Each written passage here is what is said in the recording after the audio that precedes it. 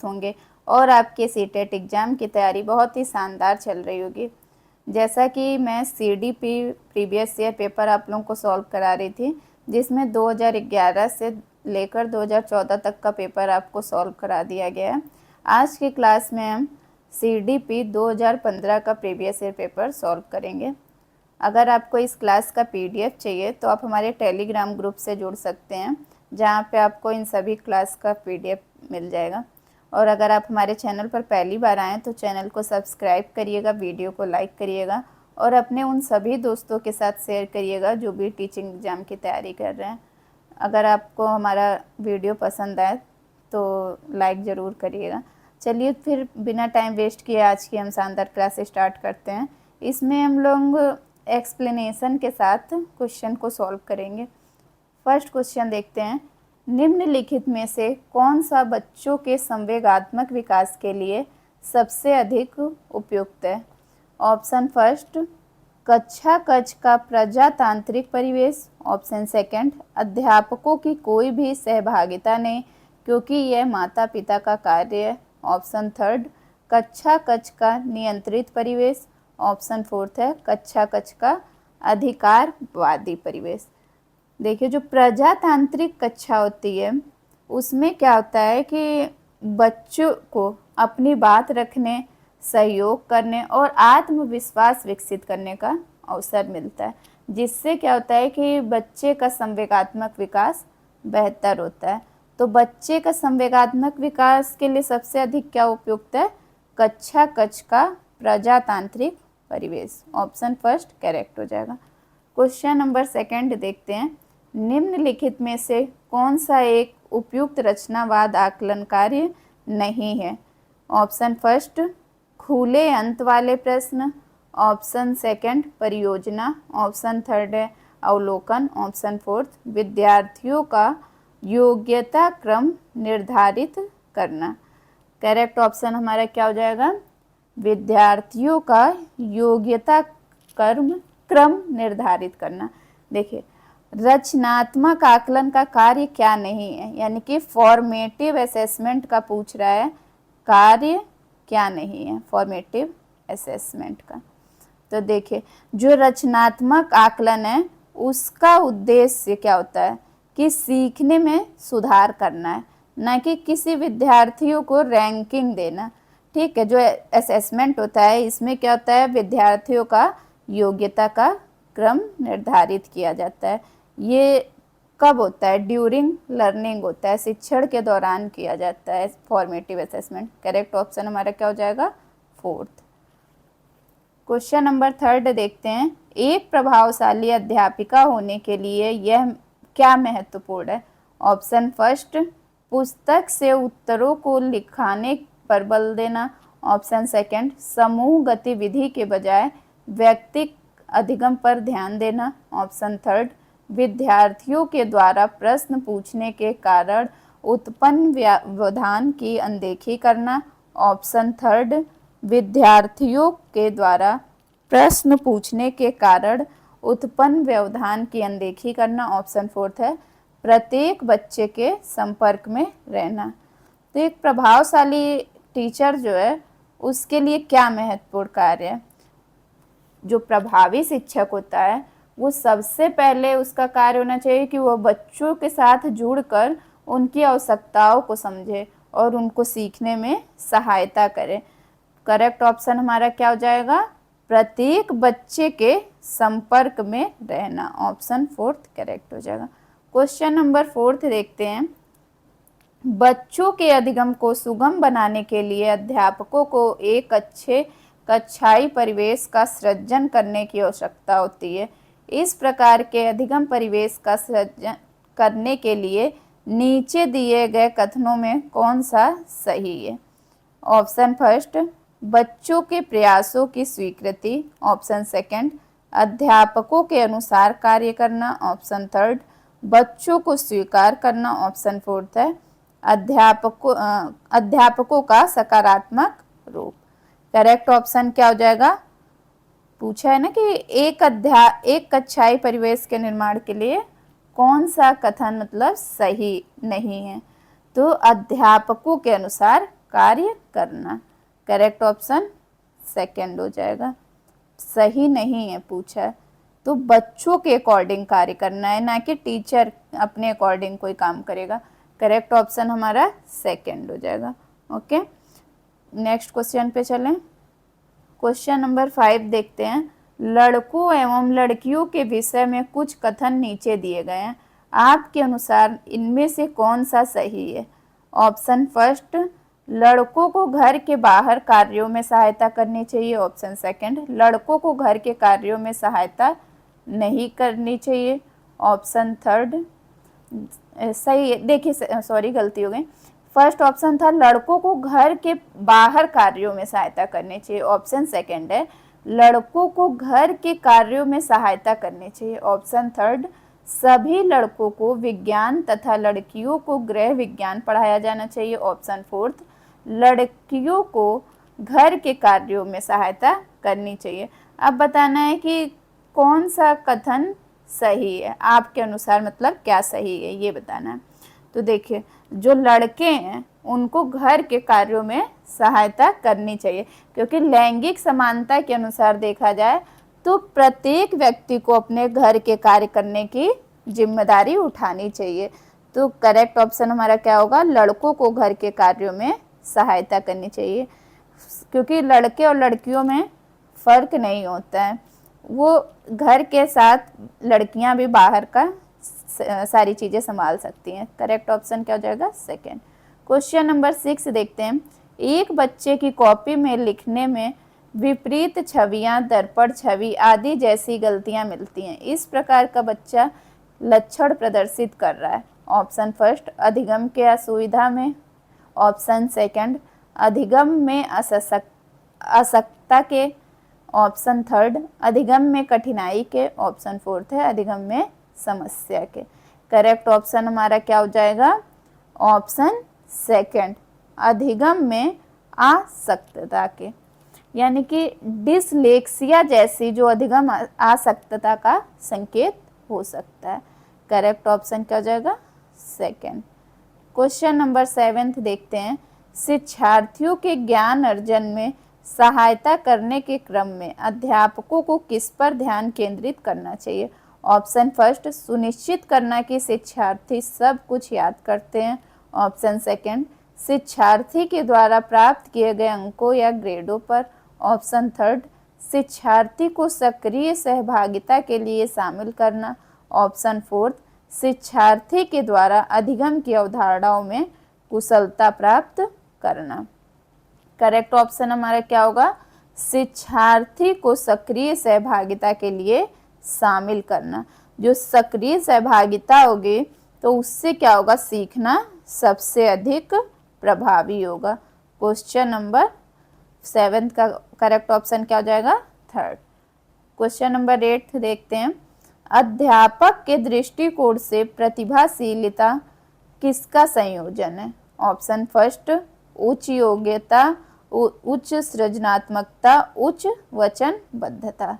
Option second, उच्च प्रेरणा, उच्च वचनबद्धता और उच्च क्षमता। ऑप्शन थर्ड है उच्च योग्यता, उच्च क्षमता और उच्च वचनबद्धता। ऑप्शन फोर्थ क्या है? उच्च क्षमता, उच्च सृजनात्मकता और उच्च स्मरण शक्ति। तो अध्यापक के दृष्टिकोण से प्रतिभाशालीता का क्या संयोजन होना चाहिए? उच्च योग्यता होनी चाहिए, उच्च सृजनात्मकता होनी चाहिए और उच्च वचनबद्धता होनी चाहिए। यह रैन जूली जो है, रैन जूली, इनके 3 रिंग मॉडल पर आधारित है। क्या किस पे आधारित है? 3 रिंग मॉडल पर आधारित है। क्या क्या? उच्च योग्यता, उच्च सृजनात्मकता और उच्च वचनबद्धता। रेन्यू जूली जो है उनके 3 रिंग मॉडल पर आधारित है ये। करेक्ट ऑप्शन हमारा क्या हो जाएगा? फर्स्ट। क्वेश्चन नंबर 9 देखते हैं।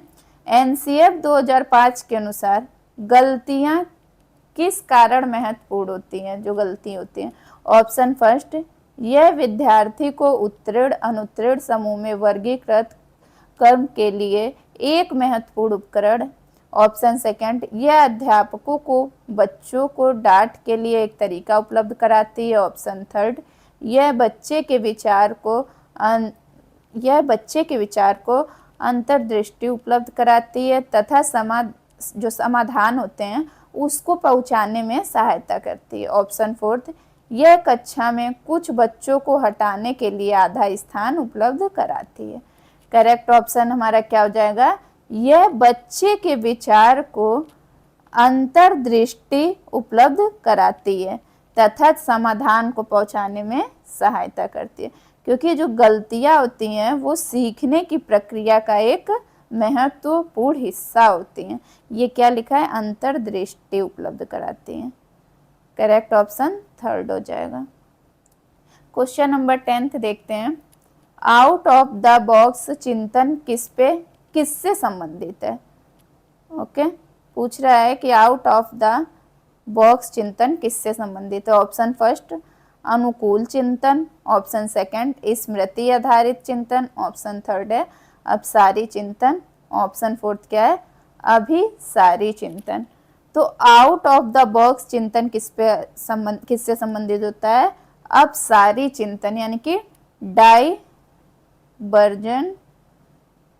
डाइवर्जेंट थिंकिंग से संबंधित है। आउट ऑफ द बॉक्स, इसमें क्या होता है कि नए और रचनात्मक विचार उत्पन्न होते हैं।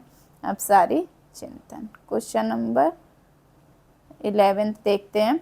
शिक्षण में अध्यापकों के द्वारा विद्यार्थी का आकलन इस अंतर्दृष्टि को विकसित करने के लिए किया जाता है।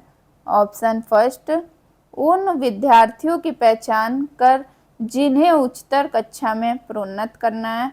ऑप्शन सेकंड, उन विद्यार्थियों को प्रोन्नत ना करना जो विद्यालय के स्तर के अनुकूल नहीं है। ऑप्शन थर्ड, शिक्षार्थियों की आवश्यकता के अनुसार शिक्षण उपागम में परिवर्तन करना। ऑप्शन फोर्थ क्या है, ऑप्शन फोर्थ है कक्षा में प्रतिभाशाली तथा कम विद्यार्थियों के समूह बनाना है। करेक्ट ऑप्शन हमारा क्या होगा, आकलन का उद्देश्य क्या होता है कि शिक्षण में सुधार करना। ठीक है, तो हमारा करेक्ट ऑप्शन क्या होगा, शिक्षार्थियों की आवश्यकताओं के अनुसार शिक्षण उपागम में परिवर्तन करना। थर्ड ऑप्शन करेक्ट हो जाएगा। क्वेश्चन नंबर 12 देखते हैं।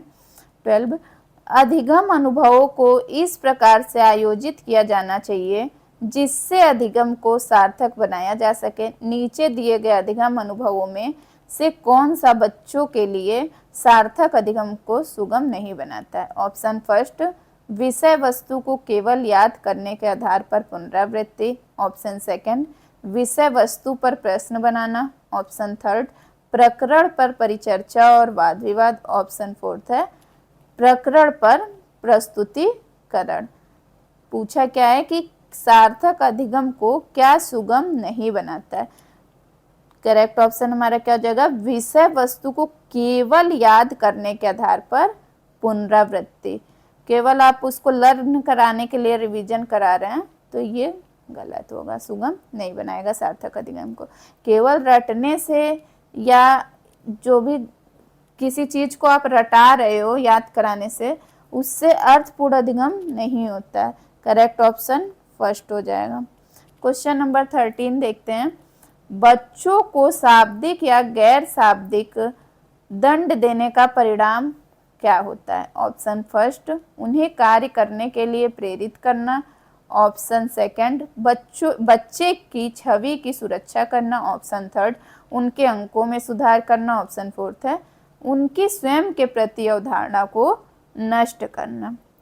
बार बार किसी बच्चे को आप डांट रहे हो या उसका अपमान कर रहे हो, कोई भी गैर शाब्दिक दंड दे रहे हो उसको, जैसे उसकी उपेक्षा करना, तो ये सब क्या होता है, बच्चों के आत्मसम्मान को कम करता है। इससे क्या होती है कि उसके अंदर निगेटिविटी हो जाती है स्वयं के प्रति। क्या होता है कि वह अवधारणा जो होती है, स्वयं अवधारणा उसकी नकारात्मक हो जाती है। तो करेक्ट ऑप्शन हमारा क्या होगा, उनकी स्वयं के प्रति अवधारणा को नष्ट करना। ये क्या होता है? बच्चों को शाब्दिक या गैर शाब्दिक दंड देने का परिणाम। फोर्थ ऑप्शन करेक्ट हो जाएगा।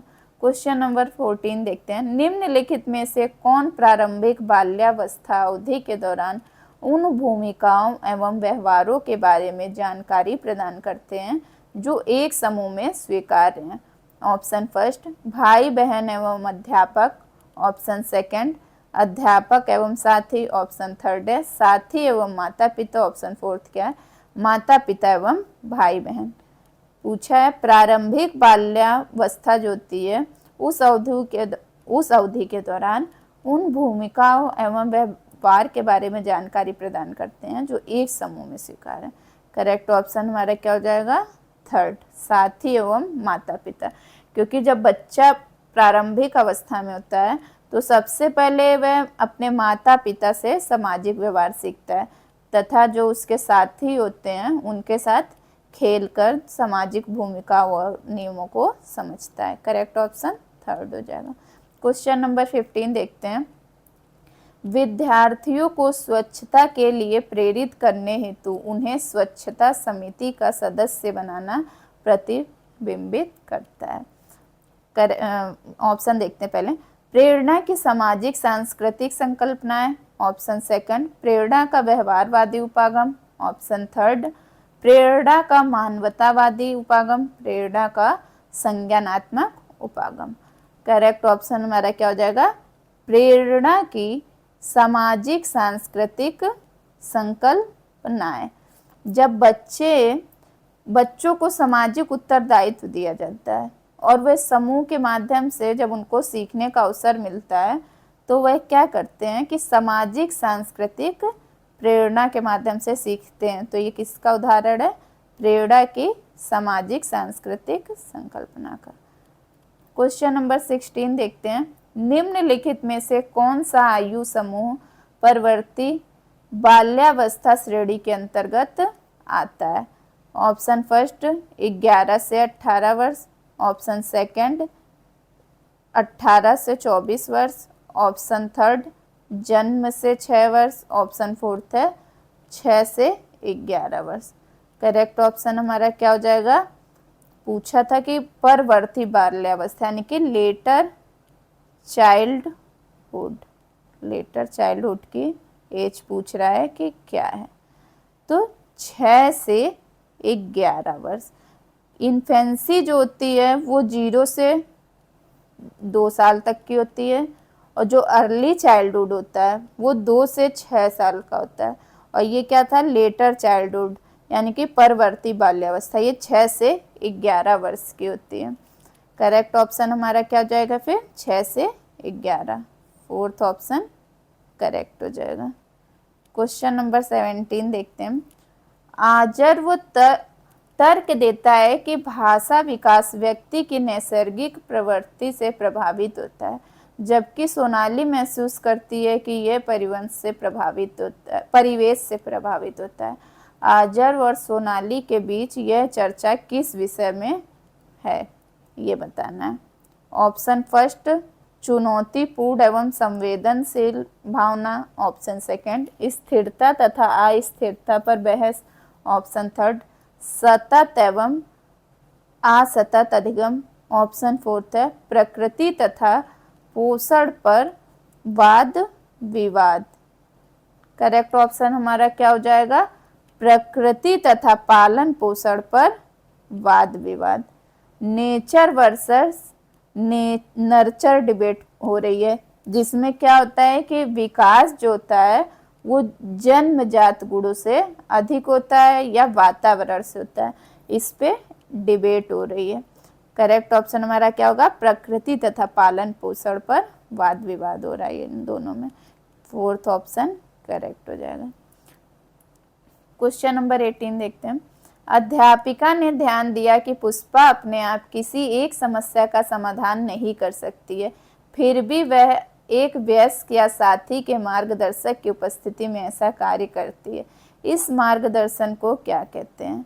ऑप्शन फर्स्ट पार्श्वकरण। ऑप्शन सेकंड पूर्व क्रियात्मक चिंतन। ऑप्शन थर्ड समीपस्थ विकास का क्षेत्र, ऑप्शन फोर्थ है सहारा देना। ये किसके अनुसार है? देखिए वाइगोत्स्की के अनुसार क्या होता है कि जब टीचर या सक्षम जो होते हैं साथी वो बच्चों को चरणबद्ध सहायता देते हैं तो उसी को क्या कहते हैं? सहारा जो देते हैं उसको बोलते हैं स्कैफ फोल्डिंग। क्या हो जाएगा? स्कैफ फोल्डिंग। ये क्या होता है कि ZPD जो होता है समीपस्थ विकास का क्षेत्र, उसके ये क्या होता है कि इसमें जहाँ तक सहायता, वह क्षेत्र जहाँ सहायता की आवश्यकता होती है और जो सहायता दी जा रही है जो सहारा, उसी को स्कैफ फोल्डिंग कहते हैं। करेक्ट ऑप्शन हमारा क्या हो जाएगा? फोर्थ, क्योंकि वह अपने से कोई कार्य नहीं कर पा रही है लेकिन किसी साथी के मार्गदर्शन में ऐसा कर ले रही है, यानी कि जब उसको सहारा मिल रहा है। तो करेक्ट ऑप्शन फोर्थ हो जाएगा। क्वेश्चन नंबर 19 देखते हैं। अध्यापिका ने एक कमेटी के प्रधान को सभापति के स्थान पर सभाध्यक्ष लिखा। यह संकेत करता है कि अध्यापिका, ऑप्शन फर्स्ट, एक अधिक उपयुक्त पारिभाषिक शब्द का पालन करती है, ऑप्शन सेकंड, भाषा पर अच्छा अधिकार रखती है, ऑप्शन थर्ड, एक लिंग मुक्त भाषा का प्रयोग कर रही है, ऑप्शन फोर्थ, लिंग पूर्वाग्रह से ग्रस्त है। करेक्ट ऑप्शन क्या हो जाएगा? एक लिंग मुक्त भाषा का प्रयोग कर रही है, क्योंकि ये जो सभा अध्यक्ष है ये क्या होता है कि स्त्री और पुरुष दोनों के लिए प्रयुक्त हो सकता है, इसलिए यह क्या हो जाएगा? एक लिंग मुक्त भाषा का प्रयोग कर रही है। करेक्ट ऑप्शन थर्ड हो जाएगा। क्वेश्चन नंबर 20 देखते हैं।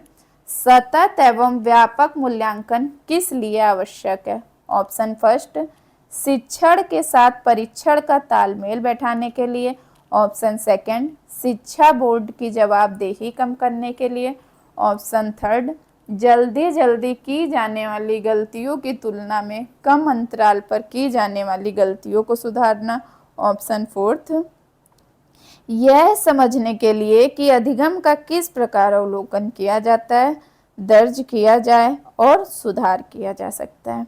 करेक्ट ऑप्शन हमारा क्या हो जाएगा? फोर्थ। देखिए जो सतत और व्यापक मूल्यांकन होता है इसमें क्या, इसका उद्देश्य ये होता है कि वह केवल परीक्षा नहीं लेता है बल्कि सीखने की जो निरंतर प्रक्रिया है उसकी निगरानी करता है और सुधार करता है। ठीक है, क्योंकि CCE continuous and comprehensive evaluation, यानी कि लगातार, उसमें देखिए इसके नाम से ही पता चल रहा है कंटिन्यूअस एंड कॉम्प्रिहेंसिव इवैल्यूएशन, यानी कि लगातार जो मूल्यांकन होता है। करेक्ट ऑप्शन फोर्थ हो जाएगा।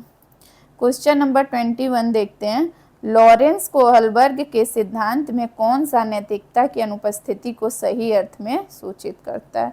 ऑप्शन फर्स्ट स्तर थर्ड, ऑप्शन सेकंड है स्तर फोर्थ, ऑप्शन थर्ड है स्तर फर्स्ट, ऑप्शन फोर्थ क्या दे रखा है? स्तर सेकंड। करेक्ट ऑप्शन हमारा क्या हो जाएगा? स्तर फर्स्ट, यानी कि पूर्व परंपरागत स्तर। स्तर फर्स्ट में क्या आता है? पूर्व परंपरागत स्तर। इसमें क्या होता है? बच्चा केवल दंड और पुरस्कार के आधार पर निर्णय लेता है। किस पे? रिवॉर्ड और पनिशमेंट। जो रिवॉर्ड और पनिशमेंट है उसी के आधार पर बच्चा जो है वो निर्णय लेता है। वास्तविक नैतिकता का विकास अभी उसमें नहीं होता है। करेक्ट ऑप्शन थर्ड हो जाएगा। क्वेश्चन नंबर 22 देखते हैं। निम्नलिखित में से कौन सा बच्चों के समाजीकरण के प्रगतिशील मॉडल के संदर्भ में सही नहीं है? ऑप्शन फर्स्ट, समूह कार्य में सक्रिय सहभागिता तथा सामाजिक कौशलों को सीखना, ऑप्शन सेकंड, बच्चे विद्यालय में बताई गई बातों को स्वीकार करते हैं चाहे उनकी सामाजिक पृष्ठभूमि कुछ भी हो, ऑप्शन थर्ड, कक्षा में प्रजातंत्र के लिए स्थान होना चाहिए, ऑप्शन फोर्थ है समाजीकरण सामाजिक नियमों का अधिग्रहण है। करेक्ट ऑप्शन हमारा क्या हो जाएगा?